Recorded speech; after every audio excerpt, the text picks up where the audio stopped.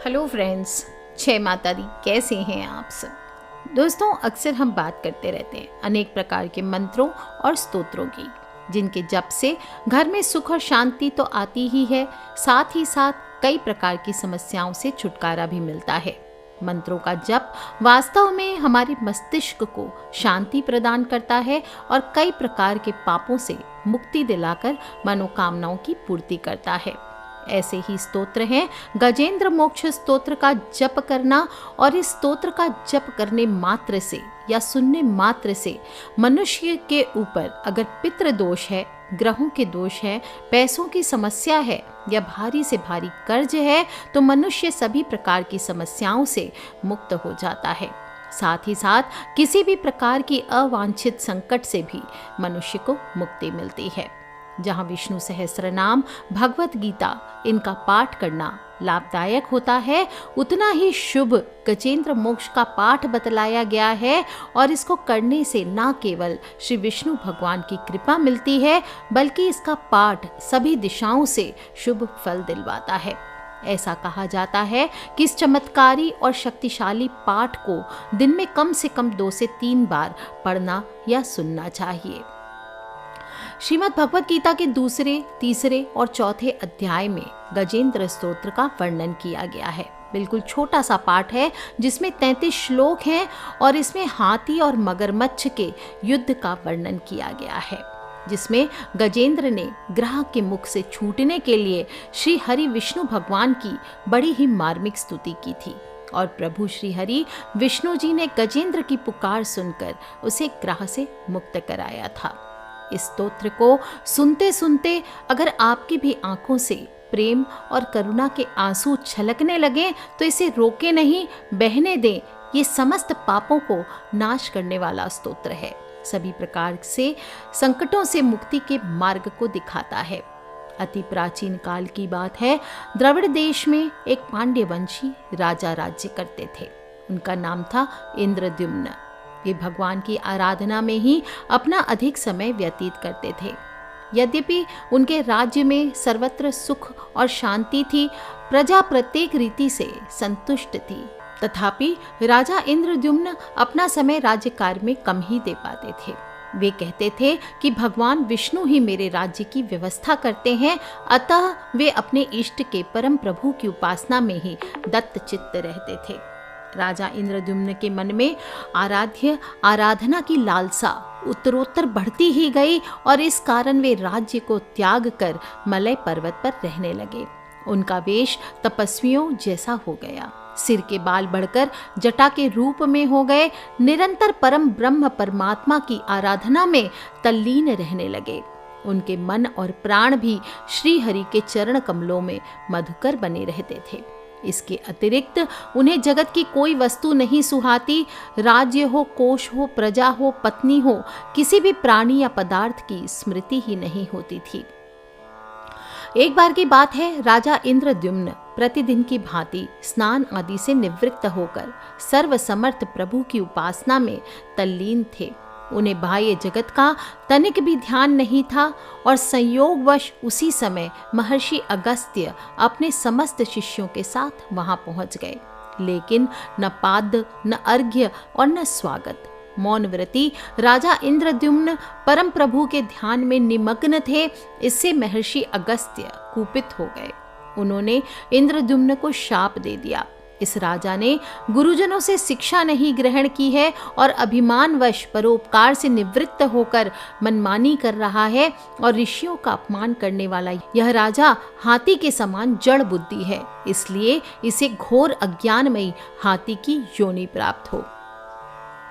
महर्षि अगस्त्य भगवत भक्त इंद्रद्युम्न को यह शाप देकर चले गए। राजा इंद्रद्युम्न ने इसे श्री भगवान का मंगलमय विधान समझकर प्रभु के चरणों में सिर रख दिया। क्षीराब्दी में 10 सहस्र योजन लंबा, चौड़ा और ऊंचा त्रिकुट नाम का पर्वत था। ये पर्वत अत्यंत ही सुंदर एवं श्रेष्ठ था, और उस पर्वत राज त्रिकुट की तराई में ऋतुमान नामक भगवान वरुण का क्रीड़ा कानन था। उसके चारों ओर दिव्य वृक्ष सुशोभित थे। वे वृक्ष सदा पुष्पों और फूलों से लदे रहते थे और उसी क्रीड़ा कानन ऋतुमान के समीप पर्वत श्रेष्ठ त्रिकुट के गहन वन में हथनियों के साथ अत्यंत शक्तिशाली और अमित पराक्रमी गजेंद्र रहता था। एक बार की बात है, गजेंद्र अपने साथियों सहित तृषाधिक्य यानी कि प्यास की तीव्रता से व्याकुल हो गया। वह कमल की गंध से सुगंधित वायु को सूंघकर एक चित्त आकर्षक विशाल सरोवर के तट पर जा पहुंचा और गजेंद्र ने उस सरोवर के निर्मल शीतल और मीठे जल में प्रवेश किया। पहले तो उसने जल पीकर अपनी तृष्णा बुझाई, फिर उस जल में स्नान करके अपना श्रम दूर किया। तत्पश्चात उसने जल क्रीड़ा आरंभ कर दी। वह अपनी सूंड में जल भरकर उसकी फुहारों से अपनी हथनियों को स्नान कराने लगा। तभी अचानक गजेंद्र ने सूंड उठाकर चीत्कार की। पता नहीं किधर से एक मगरमच्छ ने आकर उसका पैर पकड़ लिया और गजेंद्र ने अपना पैर छुड़ाने के लिए पूरी शक्ति लगाई, परंतु उसका वश नहीं चला, पैर नहीं छूटा। अपने स्वामी गजेंद्र को ग्राह्यग्रस्त देखकर हथनियां, कलब और अन्य गज अत्यंत व्याकुल हो गए।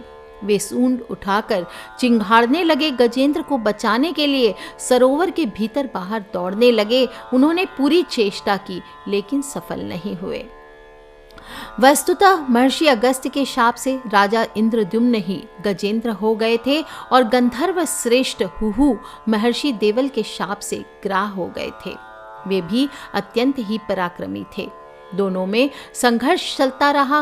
गजेंद्र स्वयं को बाहर खींचता और घाय गजेंद्र को भीतर खींचता। सरोवर का निर्मल जल गंदला हो गया था। कमल दल थे वो छत विच्छत हो गए। जल जंतु व्याकुल हो उठे और गजेंद्र और ग्रह का संघर्ष 1 सहस्त्र वर्ष तक चलता रहा। दोनों जीवित रहे और यह दृश्य देखकर देवतागण चकित हो गए। अंततः गजेंद्र का शरीर शिथिल हो गया।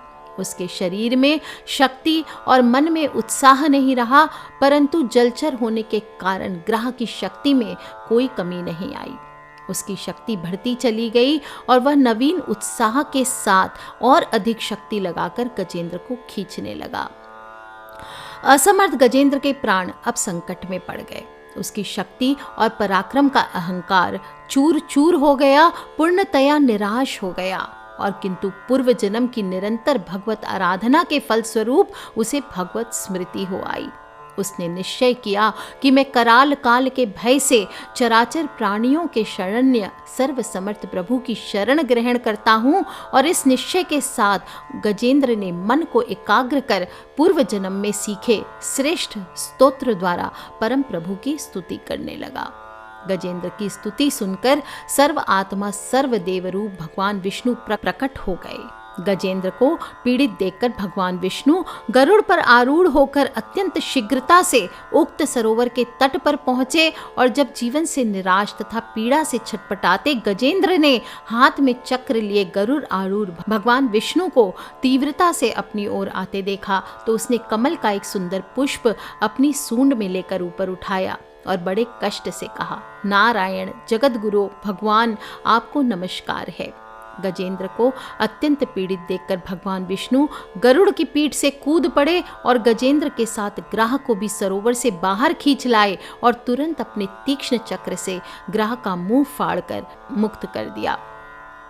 ब्रह्म आदि देवगण श्री हरि की प्रशंसा करते हुए उनके ऊपर स्वर्गिक सुमनों की वृष्टि करने लगे और सिद्ध और ऋषि महर्षि परम ब्रह्म भगवान विष्णु का गुणगान करने लगे। ग्राह दिव्य शरीर धारी हो गया।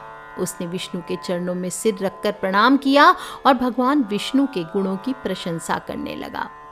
भगवान विष्णु के मंगलमय वरद हस्त के स्पर्श से पाप मुक्त होकर अभिशप्त हुहु गंधर्व ने प्रभु की परिक्रमा की और उनके त्रैलोक्य वंदित चरण कमलों में प्रणाम कर अपने लोक को चला गया।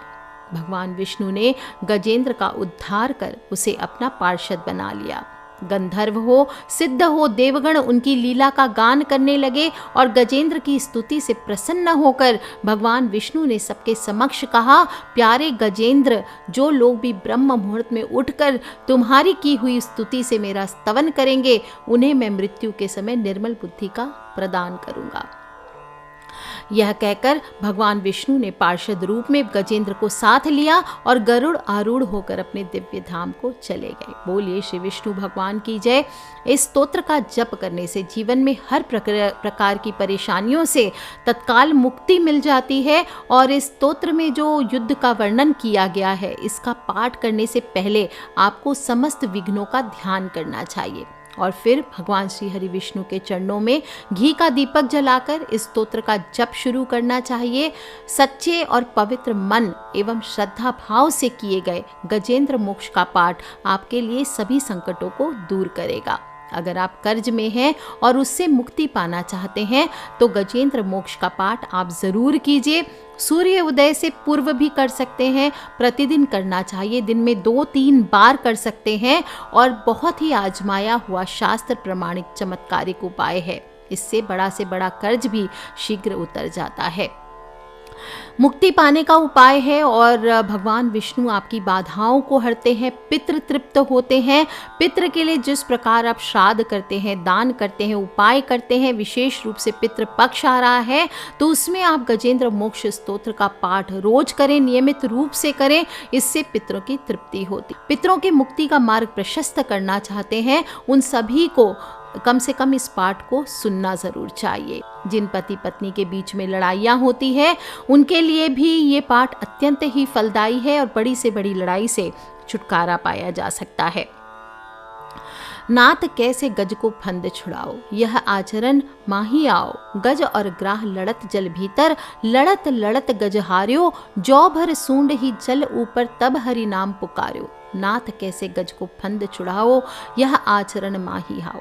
शबरी के बेर सुदामा के तंदुल, रुचि रुचि भोग लगायो। दुर्योधन की मेवा त्यागो, साग विधुर कर खायो। पैठ पाताल काली नागनाथ्यो, फन पर निरत करायो। गिरी गोवर्धन कर पर धार्यो, नंद का लाल कहायो। नाथ कैसे गज को फंद छुड़ाओ, यह आचरण माही आओ। असुर बकासुर मार्यो, दावा नलपान करायो। खम्ब फाड़ हिरण्यकुश मार्यो, नरसिंह नाम धरायो। अजामिल गज गणिका तारी, द्रौपदी चीर बढ़ायो। पय पान करत पूतना मारी, कुब्जा रूप बनायो। नाथ कैसे गज को फंद छुड़ाओ, यह आचरण माही आओ। कौरव पांडव युद्ध रचायो, कौरव मार हटायो। दुर्योधन का मान घटायो, मोहि भरोसा आयो। सब सखियां मिल बंधन बांधियो, रेशम गांठ बंधायो। छूटे नहीं राधा का संग, कैसे गोवर्धन उठायो। जोगी जाको ध्यान धरत है, ध्यान से भजी आयो। सूर श्याम तुमरे मिलन को, यशोदा धेनु चरायो। नाथ कैसे गज को फंद छुड़ाओ, यह आचरण मही आओ। श्री शुक्र जी कहते हैं कि अपनी बुद्धि के द्वारा पिछले अध्याय यानी 2 और 3 में वर्णन किए गए रीति से अपने मन को नियंत्रित करके और भगवान को अपने हृदय में स्थिर करते हुए गजराज अपने पूर्व जन्म में सीखकर कंठस्थ किया हुआ सर्वश्रेष्ठ बार बार पढ़ने और सुनने लायक इस स्तवन का मन ही मन पाठ करने लगे।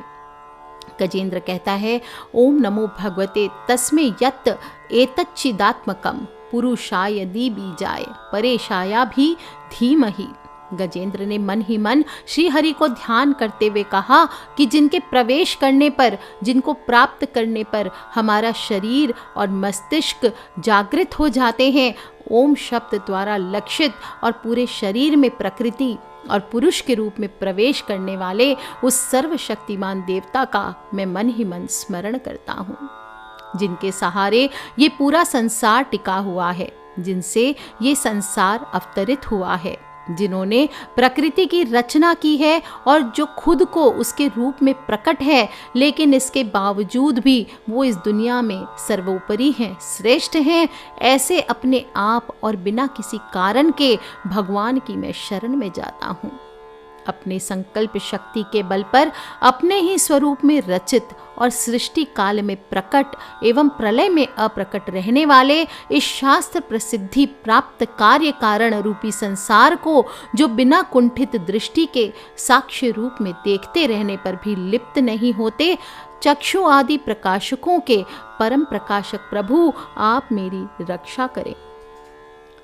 बीतते गए समय के साथ तीनों लोकों और ब्रह्म आदि लोकपालों के पंचभूत में प्रवेश कर जाने पर और पंचभूतों से लेकर महत्वपूर्ण सभी कारणों के उनकी परम करुणा स्वरूप प्रकृति में मग्न हो जाने पर उस समय दुर्गेर और घोर अंधकार रूपेण प्रकृति ही बच रही थी।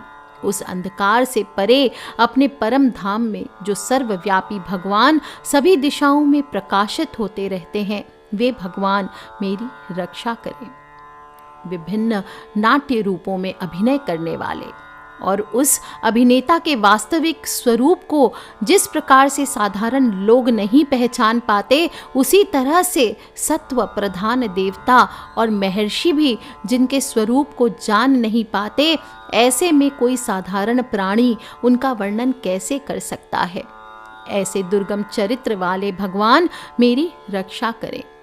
अनेक शक्ति से मुक्त सभी प्राणियों को आत्मबुद्धि प्रदान करने वाले, सबके बिना कारण हित और अतिशय साधु स्वभाव ऋषि मुनि जन, जिनके परम स्वरूप को देखने की इच्छा के साथ वन में रहकर अखंड ब्रह्मचर्य तमाम अलौकिक व्रतों को नियमों के अनुसार पालन करते हैं, ऐसे प्रभु ही मेरी गति हैं।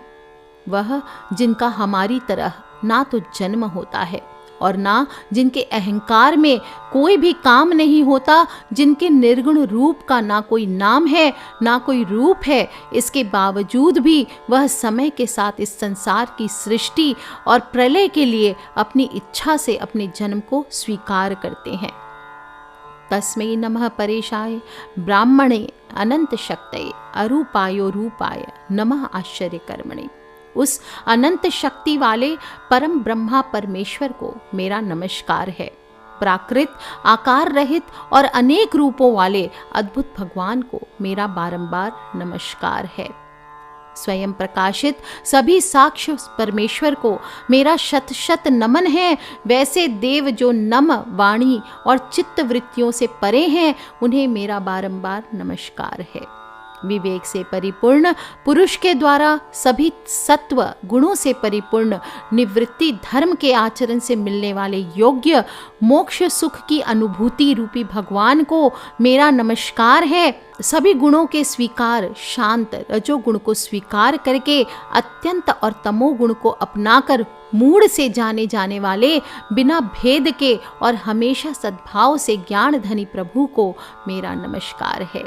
शरीर के इंद्रिय के समुदाय रूप सभी पिंडों के ज्ञाता सबों के स्वामी और साक्षी स्वरूप देव, आपको मेरा नमस्कार है।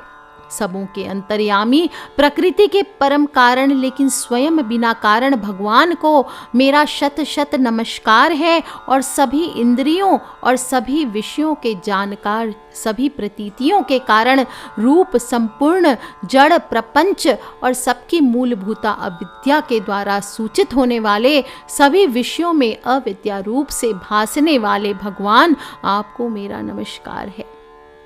गज रोता जा रहा है, प्रार्थना करता जा रहा है, हे प्रभु सबके कारण लेकिन स्वयं बिना कारण होने पर भी, बिना किसी परिणाम के होने की वजह से, अन्य कारणों से भी विलक्षण कारण, आपको मेरा बारंबार नमस्कार है।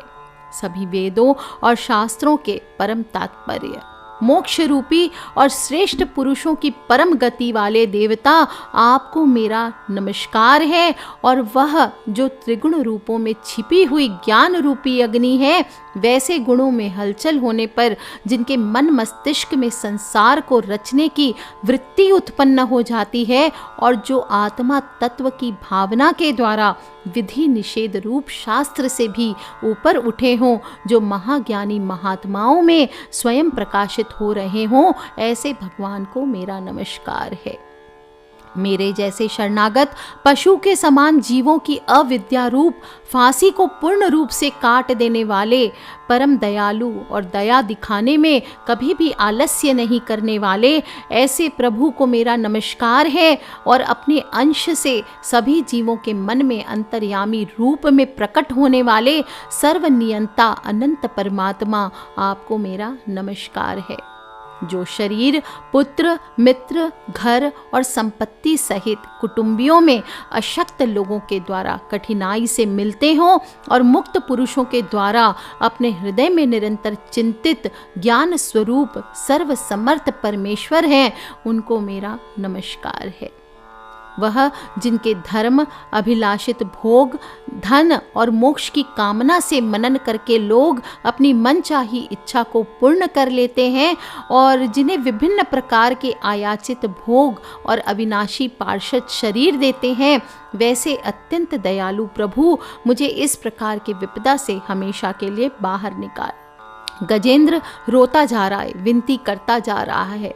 वह जिनके एक से अधिक भक्त हैं, जो मुख्य रूप से एकमात्र उसी भगवान के शरण में है, जो धर्म, अर्थ आदि किसी भी पदार्थ की अभिलाषा नहीं रखते हैं, जो केवल उन्हीं के परम मंगलमय एवं अत्यंत विलक्षण चरित्र का गुणगान करते हुए उनके आनंदमय समुद्र में गोते लगाते रहते हैं, उन अविनाशी, सर्वव्यापी, सर्वमान्य ब्रह्म आदि के भी नियामक, अभक्तों के लिए भी हमेशा प्रकट होने वाले, भक्ति योग द्वारा प्राप्त, अत्यंत निकट होने पर भी माया के कारण अत्यंत दूर महसूस होने वाले और इंद्रियों के द्वारा अगम्य और अत्यंत दुर्विज्ञेय, अंतरहित लेकिन सभी के आदि कारक और सभी तरफ से परिपूर्ण उस भगवान की मैं स्तुति करता हूँ।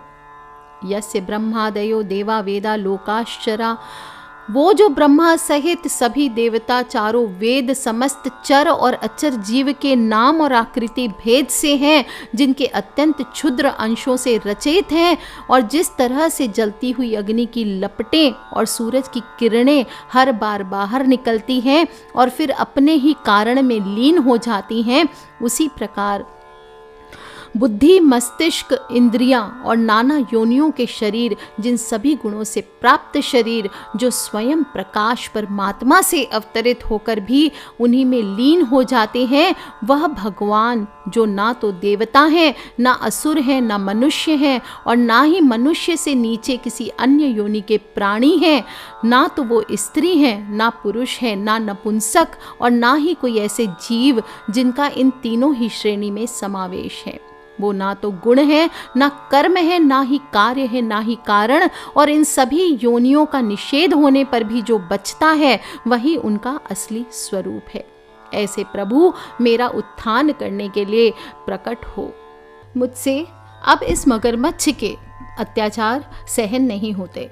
अब मैं इस मगरमच्छ के चंगुल से आज़ाद होने के बाद जीवित नहीं रहना चाहता। इसकी वजह यह है कि मैं सभी तरफ से अज्ञानता से ढके इस हाथी के शरीर का क्या करूं। मैं आत्मा के प्रकाश से ढक देने वाली अज्ञानता से युक्त इस हाथी के शरीर से मुक्त होना चाहता हूँ, जिसका कालक्रम से अपने नाश नहीं होता, बल्कि ईश्वर की दया और ज्ञान से उदय हो पाता है। इस प्रकार से मोक्ष के लिए लालायित संसार के रचयिता स्वयं संसार के रूप में प्रकट, लेकिन संसार से परे, संसार में एक खिलौने की भांति खेलने वाले, संसार में आत्म रूप से व्याप्त, अजन्मा, सर्वव्यापी एवं प्राप्य वस्तुओं में सर्वश्रेष्ठ श्री हरि का केवल स्मरण करता हूँ, उनकी शरण में जाता हूँ। वह जिन्होंने भगवत शक्ति रूपी योग के द्वारा कर्मों को जला डाला है, जिन्हें समस्त योगी ऋषि अपने योग के द्वारा अपनी शुद्ध हृदय में प्रकट देखते हैं, उन योगेश्वर भगवान को मेरा नमस्कार है। वह जिनके तिगुणे शक्तियों का राग, रूप, वेग और असह्य है, जो सभी इंद्रियों के विषय रूप में मौजूद हैं, वह जिनकी इंद्रियां समस्त विषयों में ही बसी रहती है, ऐसे लोगों जिनको मार्ग मिलना भी संभव नहीं है, वैसे शरणागत एवं अपार शक्तिशाली वाले भगवान, आपको मेरा बारंबार नमस्कार है। वह जिनकी अविद्या नाम के शक्ति के कार्य रूप से ढके हुए हैं, वह जिनके रूप को जीव समझ नहीं पाते, ऐसे अपार महिमा वाले भगवान की मैं शरण लेता हूँ। श्री सुखदेव जी कहते हैं, वह जिसने पूर्व प्रकार से भगवान के भेद रहित सभी निराकार रूप का वर्णन किया था, उस गजराज के करीब जब ब्रह्मा जी के साथ अन्य कोई देवता नहीं आए, जो अपने विभिन्न प्रकार के विशेष विग्रहों को ही अपना रूप मानते हैं, ऐसे में साक्षात विष्णु जी, जो सभी के आत्मा होने के कारण सभी देवताओं के रूप है, तब वहाँ प्रकट हुए।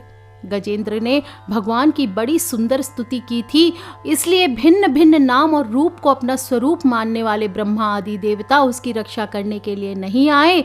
और उस समय भगवान विष्णु भोजन कर रहे थे, लक्ष्मी माता उनके साथ थी। और जैसे ही भगवान ने सुना कि आज भक्त गजेंद्र मेरी स्तुति गा रहा है, मेरा भक्त आज कष्ट में है, तो भगवान ने एक क्षण नहीं लगाया और भगवान ने तुरंत भोजन छोड़ दिया और उठ खड़े हुए। हाथ पकड़ कमला कहे, कहाँ जाते यदुराज। हाँ तो लक्ष्मी ने सुनी और थी सुनी गजराज।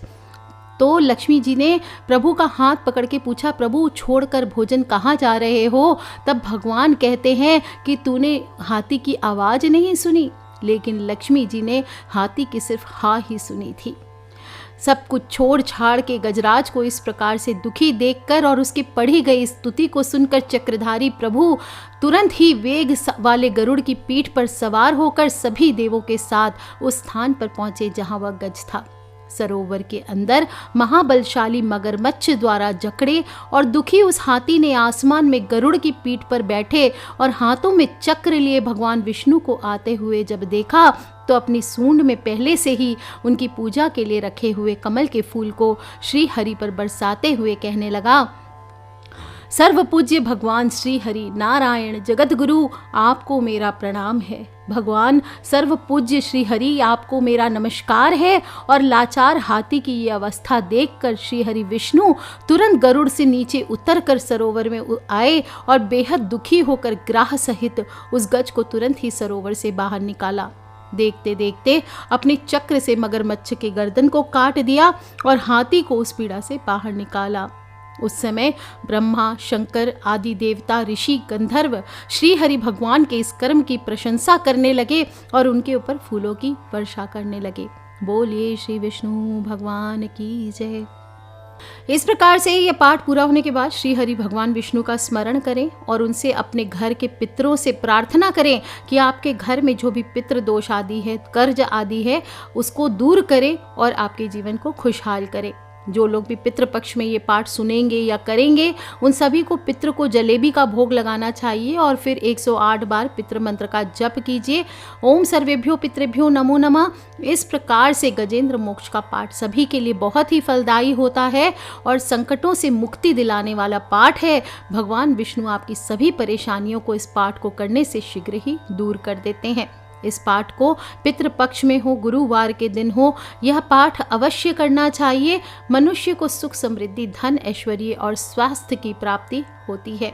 गजेंद्र मोक्ष स्तोत्र पितृपक्ष में 16 दिन अवश्य करने चाहिए। अगर संभव नहीं हो रहा है तो सिर्फ सर्व पितृ जो अमावस्या आएगी उस दिन आपको ये पाठ करना चाहिए। और अगर आप इसका पाठ शाम के समय करते हैं तो ये और भी अधिक फलदायी हो जाता है। वैसे तो आप इस स्तोत्र का पाठ कभी भी पढ़ें या सुने, ये बहुत चमत्कारी होता है। आज के लिए इतना ही। जय माता दी। बम बम भोलेनाथ की जय, विष्णु भगवान की।